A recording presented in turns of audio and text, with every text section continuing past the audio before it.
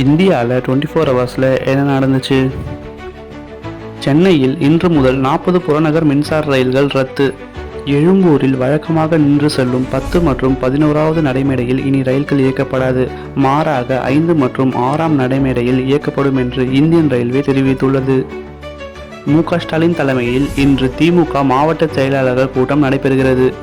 திமுக சார்பில் வேட்பாளர்களாக போட்டியிடுவதற்கான விண்ணப்பம் இன்று முதல் தொடங்குகிறது. மக்களை தினமும் சந்திக்க நிர்வாகிகளுக்கு தாவேக தலைவர் விஜய் உத்தரவு. காணொலி வாயிலாக விஜய் தொண்டர்களிடம் பேச உள்ளார் என்ற செய்தி வெளியாகியுள்ளது. 22 மாநிலங்களில் வாக்காளர் பட்டியல் திருத்த பணி தீவிரமாக நடைபெற்று வருகிறது. தஜிகிஸ்தான், பாகிஸ்தான் மற்றும் திபெத்தில் அடுத்தடுத்து நிலநடுக்கம்.